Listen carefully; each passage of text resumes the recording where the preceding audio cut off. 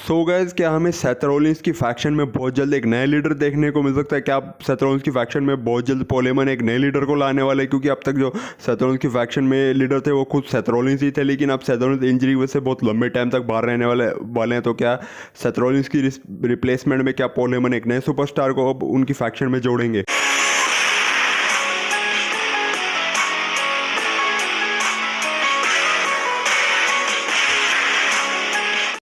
So guys, आज वाली Monday night raw के मेन इवेंट पे हमने सेगमेंट देखा था जहां पर पहले पॉल हेमन, ब्रॉनसन रीड और ब्रॉन ब्रेकर हमें रिंग में आते हुए नजर आए। इनकी बातें चली रही थी। पहले तो पॉल हेमन रिंग में आके बोलते, इवन आज जो सेथ रॉलिंस का जो मनी इन द बैंक का ब्रीफकेस है, आज वो पॉल हेमन के पास नहीं था, आज वो था ब्रॉनसन रीड के पास। तो जब ये तीनों सुपरस्टार रिंग में आ गए, मतलब सुपरस्टार दो थे, एक वाइस मैन था पॉल हेमन। तो जब ये तीनों लोग रिंग में आ जाते तब पॉल हेमन, वही जो ladies and gentleman my name is Paul Heyman बोलते हैं, वही पॉल हेमन ने बोला। उसके बाद जब पॉल हेमन कुछ कहने वाले होते तभी यहाँ पे रोमन रेंज का थीम सॉन्ग प्ले हो जाता है। और रोमन रेंज के थीम सॉन्ग प्ले होने के बाद उनको हर बार अपने चाहे उनका रिटर्न हो रहा हो या फिर उनकी एंट्रेंस हो रही हो, हर बार उनकी एंट्रेंस में उनको अच्छा पॉप मिलता है क्राउड की और ऑडियंस की तरफ से। तो उसके बाद रोमन रेंज का जब थीम सॉन्ग प्ले हुआ, रोमन रेंज भी रिंग में आता है। यहाँ पर पॉल हेमन, इस बार मेरे को तो ऐसा लगा था कि अगर पॉल हेमन और रोमन रेंज जब फेस टू फेस आ जाएंगे, चाहे ब्रॉनसन रीड और ब्रॉन ब्रेकर भी खड़े हो पॉल हेमन के साथ, लेकिन तब भी जो पॉल हेमन है वो उल्टी सीधी बातें बोलेंगे रोमन रेंज को। लेकिन यहाँ पर पॉल हेमन ने मतलब आज की मंडे नाइट रॉ के मेन इवेंट में जो सेगमेंट होते हैं इसमें मतलब कुछ अलग ही बातें बोल दी रोमन रेंज, तो जो कि मैंने एक्सपेक्ट तो बिल्कुल नहीं करी थी। पॉल हेमन ने यहाँ पर ये कहा कि अब सेथ रॉलिंस इंजर्ड हो गए। पहले तो उन्होंने ये कहा कि सेथ रॉलिंस अभी बहुत लंबे टाइम तक डब्ल्यूडब्ल्यूई से बाहर रहने वाले, मतलब जो हम सोच रहे थे कि सेथ रॉलिंस को इंजरी हुई है तो वो बहुत लंबे टाइम तक अब डब्ल्यूडब्ल्यूई से बाहर रहेंगे, तो वो बात सच हो गई। उसके बाद यहाँ पर पॉल हेमन ये कहते हैं कि अब सेथ रॉलिंस की फैक्शन को ज़रूरत है एक नए लीडर की। तो वो रोमन ने जो कैसे भी करे कन्विंस करे थे कि वो सेथ रॉलिंस की फैक्शन को ज्वाइन कर ले और उसके नए लीडर बन जाए। मतलब एक तरह से जो पॉल हेमन है वो सेथ रॉलिंस की रिप्लेसमेंट में रोमन रेंज को कन्विंस कर रहे थे कि रोमन रेंज उनकी सेथ रॉलिंस की फैक्शन को ज्वाइन करे, और वो सेथ रॉलिंस की रिप्लेसमेंट में अभी जब तक सेथ रॉलिंस नहीं है डब्ल्यूडब्ल्यूई में, मतलब जब तक सेथ रॉलिंस बाहर है, तब तक जो सेथ रॉलिंस की फैक्शन है वो रोमन रेंज संभाले और वो सेथ रॉलिंस की फैक्शन के नए लीडर बन जाए। लेकिन इस ऑफर को सीधा सीधा मना कर दिया रोमन रेंज ने। और यहाँ पर पॉल हेमन ने भी कहा था कि जैसे हम जब तब देखते थे ना जब पॉल हेमन और रोमन रेंज साथ थे, वहाँ पर पॉल हेमन ये कहते थे, I love you my tribal chief, you are my tribal chief. तो ऐसे ही कर जो पॉल हेमन है और रोमन रेंज जो किसी तरह कन्विंस करने की कोशिश कर रहे थे, लेकिन यहाँ पर रोमन रेंज ने परमानेंटली एकदम क्लियरली मना कर दिया कि वो सेथ रॉलिंस की स्टेबल को ज्वाइन नहीं करने वाले। उसके बाद यहाँ पर जो रोमन रेंज है वो ये कहते हैं कि तुम अब तक मेरी सारी जो अचीवमेंट्स है, जितना भी मैं अब तक ग्रो हुआ, जितना भी मैं टॉप लेवल पे पहुंचा, उसका सारा क्रेडिट तुम ले रहे थे। लेकिन यहाँ पर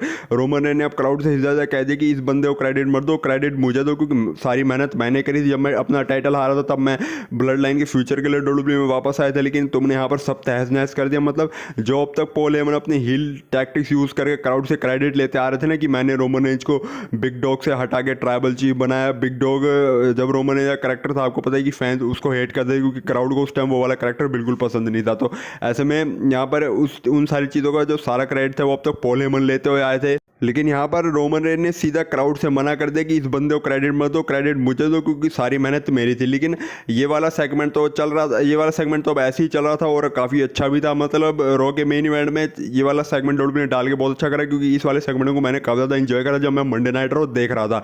लेकिन इस वाले सेगमेंट के थ्रू क्या डब्ल्यूडब्ल्यूई ने ये हिंट दिया है कि मतलब सेथ रॉलिंस की फैक्शन में एक बहुत जल्द एक नया लीडर आने वाला है। या तो यहाँ पर पॉल हेमन ये प्लान बना के बैठे कि वो सेथ रॉलिंस की फैक्शन में एक नए लीडर को ला के सेथ रॉलिंस को बाहर निकाल देंगे फैक्शन से, या फिर जब तक अभी सेथ रॉलिंस इंजर्ड है तब तक सेथ रॉलिंस की रिप्लेसमेंट में एक नया लीडर चाहिए सेथ रॉलिंस की फैक्शन को।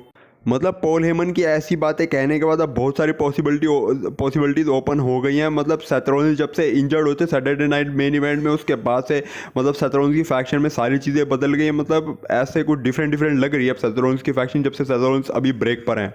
एक पॉसिबिलिटी यहाँ पर ये भी ओपन होती है, अब आपको पता है कि जो पॉल हेमन है वो मास्टरमाइंड आदमी है, तो पॉल हेमन यहाँ पर ये कर सकता है कि वो सेथ रॉलिंस को फैक्शन से परमानेंटली बाहर कर सकते हैं और वो नए एक लीडर को इंट्रोड्यूस कर सकते हैं फैक्शन में, जो मतलब सेथ रॉलिंस की फैक्शन को संभालेगा। मतलब वो इस फैक्शन का नया लीडर होगा, क्योंकि जब तक आपको पता है कि सेथ रॉलिंस अब ब्रेक पे चल रहे हैं अपनी इंजरी की वजह से, तो वो फैक्शन को संभाल नहीं पा रहे। और उनका जो मनी इन द बैंक का ब्रीफ केस है, जो उनका कैश है, वो भी अब पता नहीं कब हो, क्योंकि मैंने आपको लास्ट की वीडियो में बताया था जो सेथ रॉलिंस है वो रेसलमेनिया सीजन तक ये अपनी वापसी करेंगे।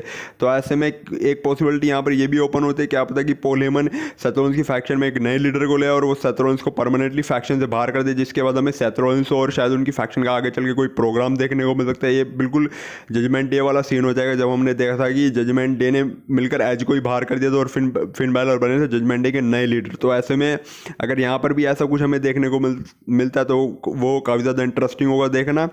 या क्या पता ये भी हो सकता है कि सेथ रॉलिंस की रिप्लेसमेंट में जो पॉल हेमन है वो ब्रोनसन रीड या ब्रॉन ब्रेकर में से किसी को मतलब किसी एक को एक नया लीडर बना दे सेथ रॉलिंस की फैक्शन का।